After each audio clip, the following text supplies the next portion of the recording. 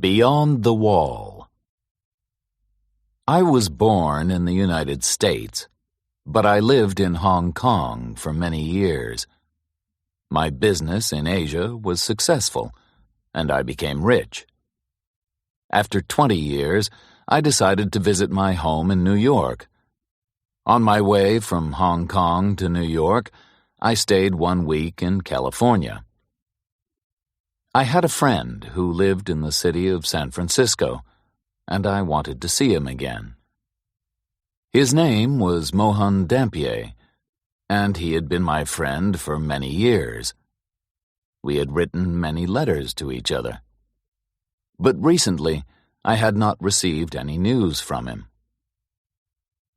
Dampier had never had a job. His father gave him a little money, so Dampier had never worked. Dampier was a superstitious man. He believed that luck or magic could make things happen in his life. He spent most of his time reading books. Strange books.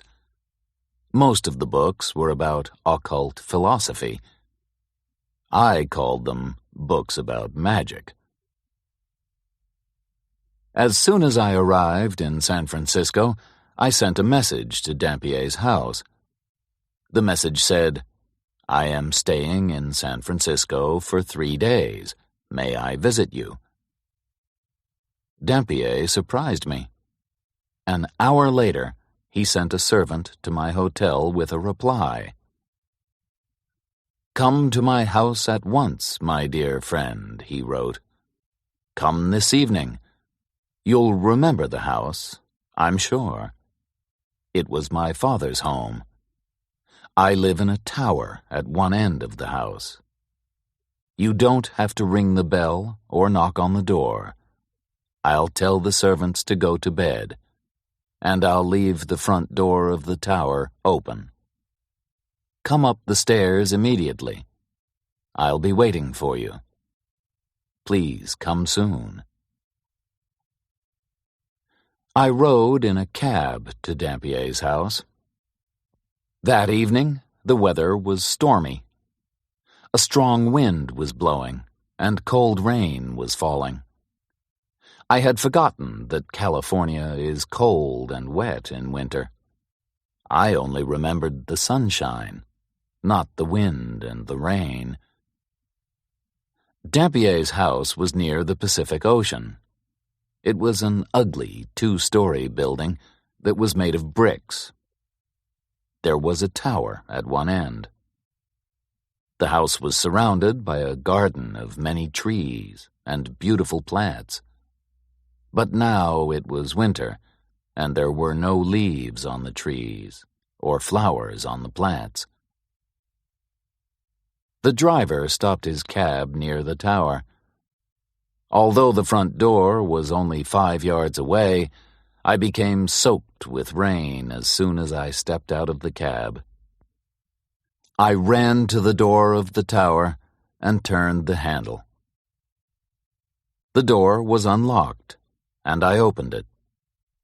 One small lamp burned on the stairway, and it did not give much light.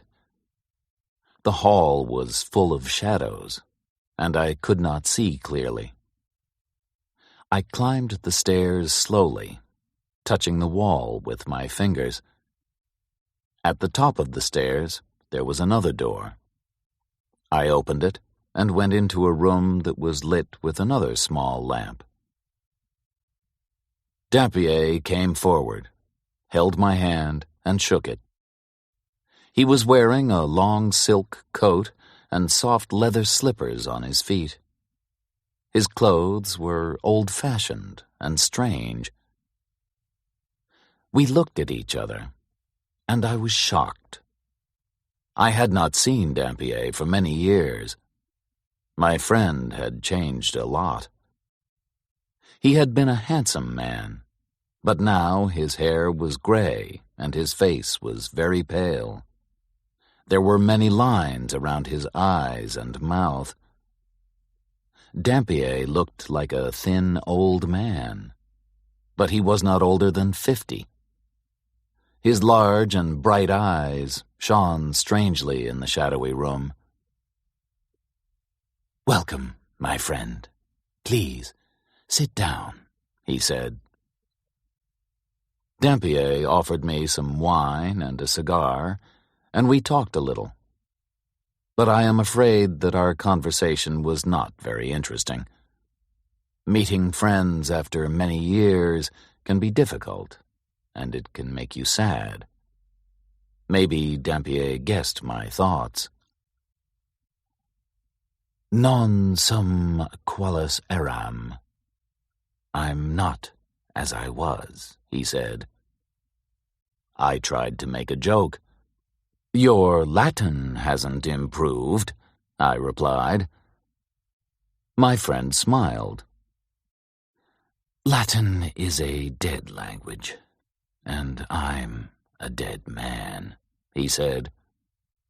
Then his smile disappeared, and he said, "I'll die very soon." I did not know what to say. I smoked my cigar and drank my wine. We were both silent for several minutes. Outside, the wind had stopped blowing. I wanted to leave the house. Suddenly, I heard a strange noise. Tap, tap, tap. It was the sound of someone or something knocking. Was the sound coming from one wall of the tower? Tap, tap, tap. The sound was not quick or loud. It was not the sound of someone knocking loudly on a door. The soft tapping sounded like someone sending a signal, a message. Dampier had forgotten me. He was staring at the wall. There was a strange expression on his face. My friend looked excited and afraid.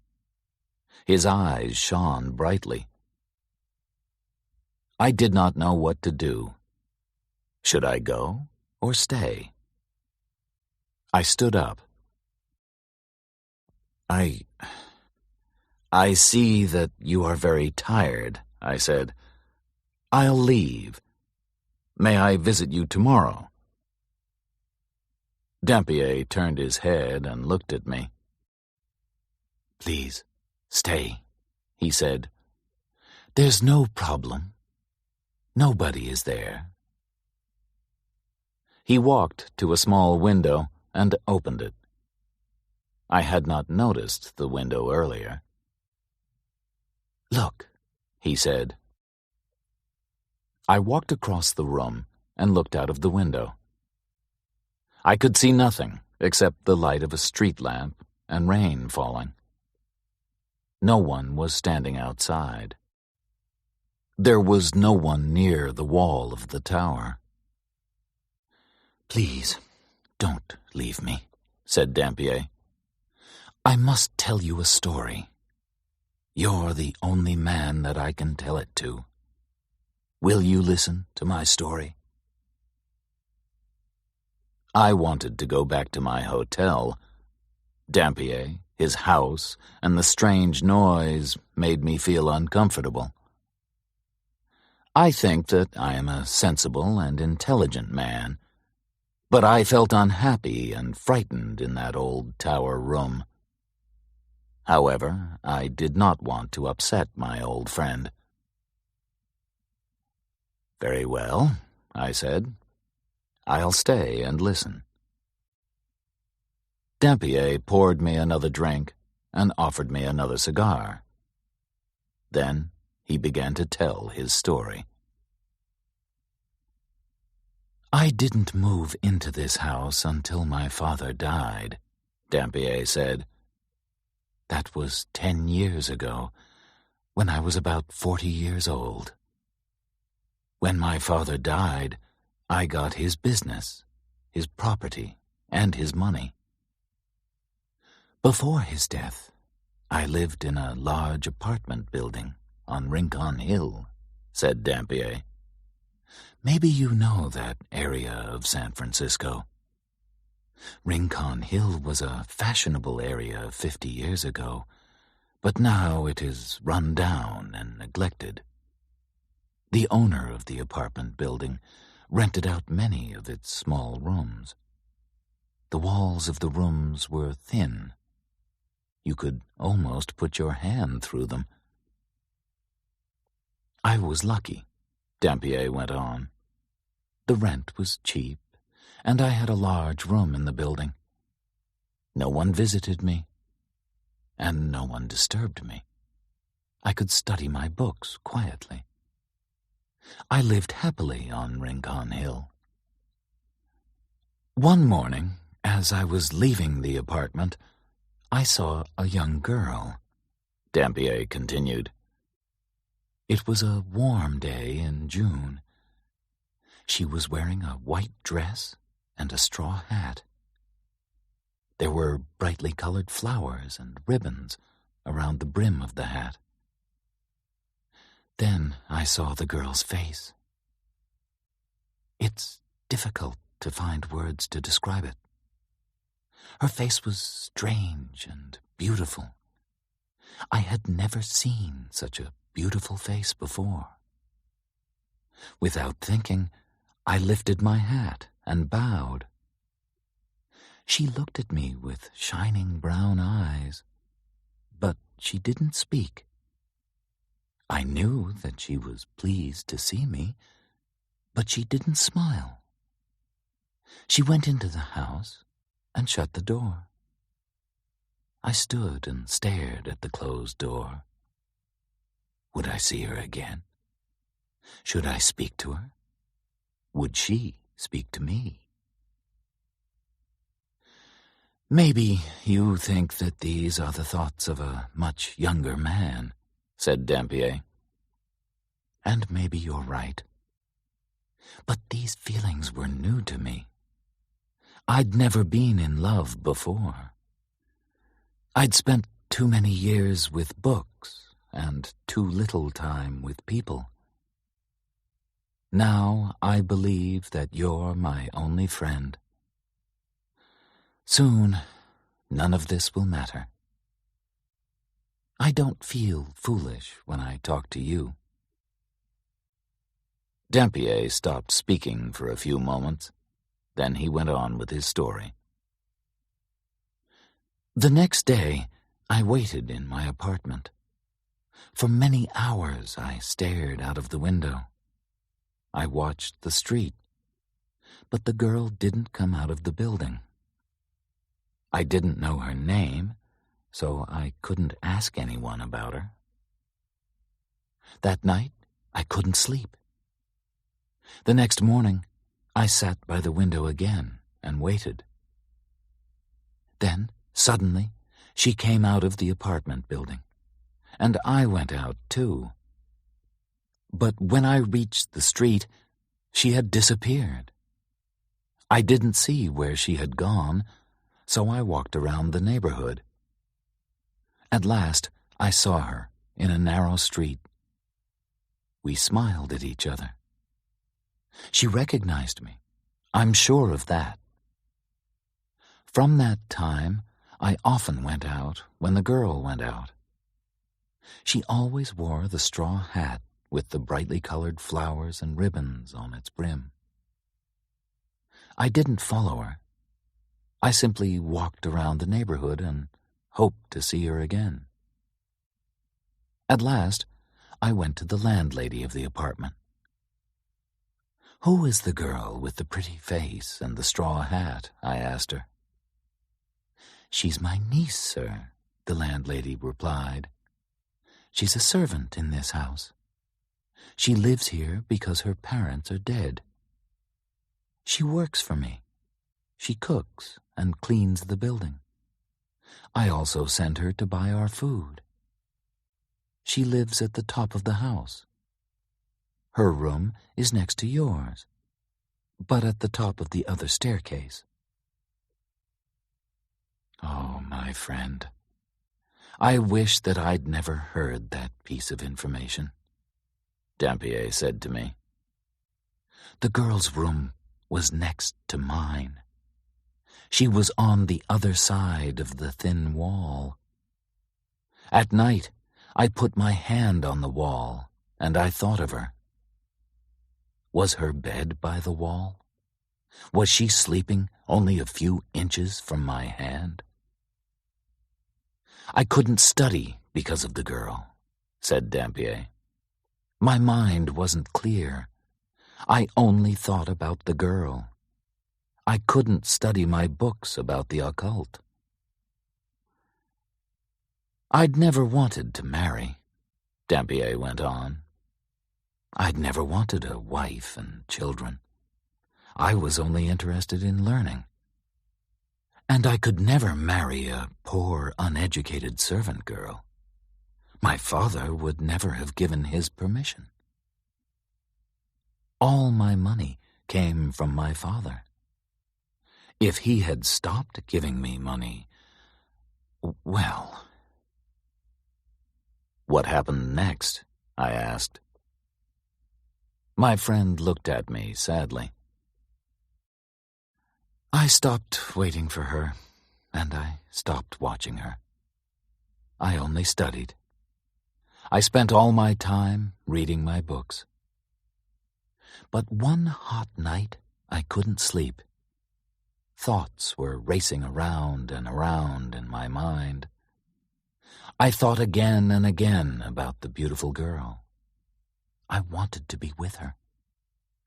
She was only on the other side of the wall. I tapped on the wall.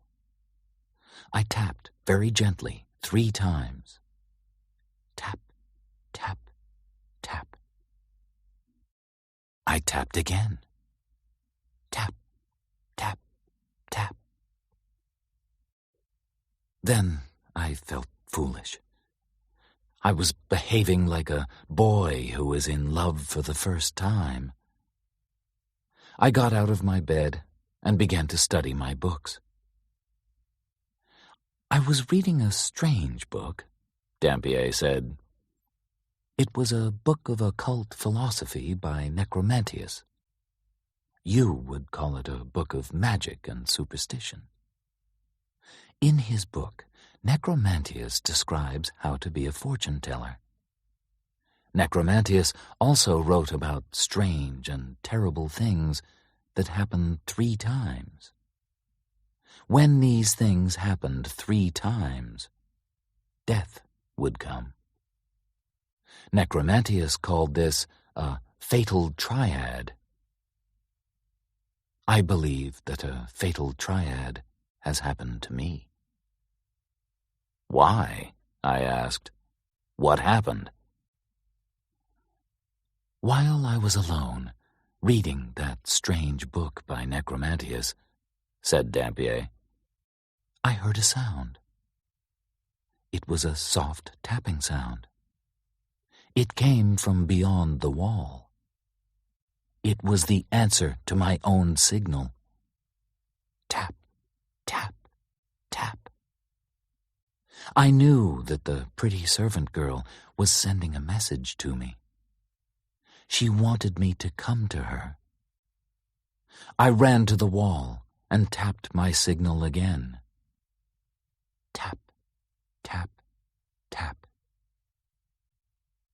But after that, there was silence. She didn't reply to any of my other signals. I listened for many hours, but I heard nothing more.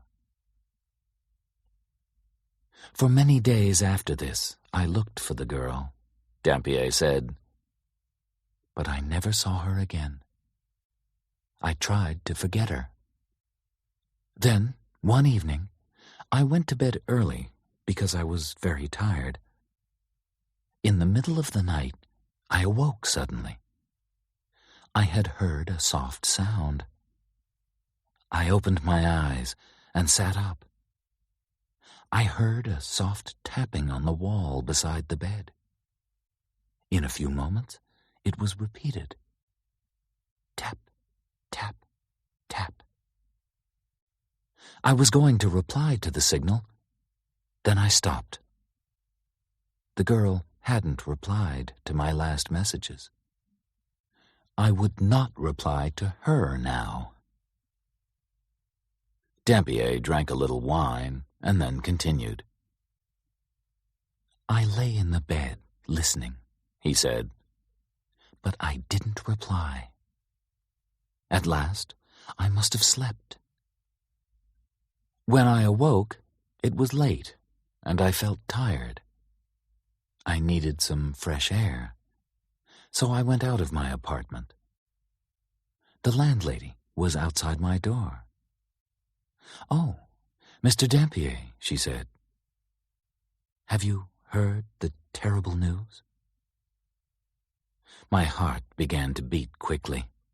My voice shook when I answered. What news? I asked her. My poor niece was sick for a week, the landlady replied. Didn't you know? I've seen you watching her. Didn't you know that she was ill?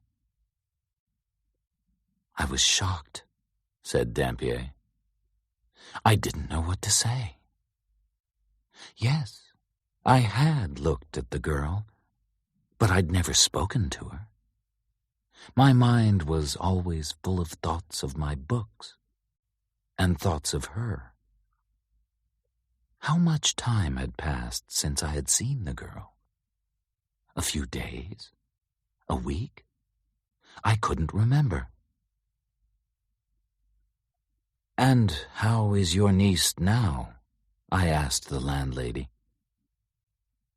I'm sorry, sir, the landlady replied. She was very ill last night, and I took care of her. The poor girl made only one request. She wanted her bed to be moved. She wanted her bed to be beside the wall next to your room. So we moved her bed. This made her feel happier, poor thing. Then she touched the wall and smiled. A few hours later, she died. The expression on Dampier's face was terrible. There were tears in his eyes as he continued his story.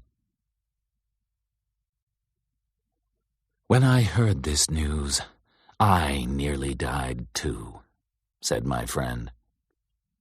I didn't know what to say. What had I done? I had sent my thoughts to the girl, and she had answered. I had not called out in words.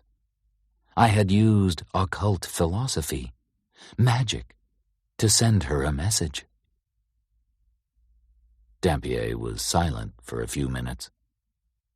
Then he went on. A few days later, I heard of my father's death, said Dampier sadly. I left the apartment on Rincon Hill and came to his house, this house. It's been my home since then. I've been waiting here in this tower for 10 years. I've been waiting for a visitor. I wasn't expecting to see you. But your visit wasn't a surprise. Necromantius tells us how signs are repeated 3 times. You've heard my story. You must decide if my story has happened because of a fatal triad. I heard the tapping twice before. The first time, I tried to find the person who made the noise. The second time, many signals were sent to me, but I didn't reply. Now you've heard the tapping too. That was the 3rd time. The fatal triad is complete. I stood up and shook Dampier's hand. My friend knew that I understood his sadness and pain.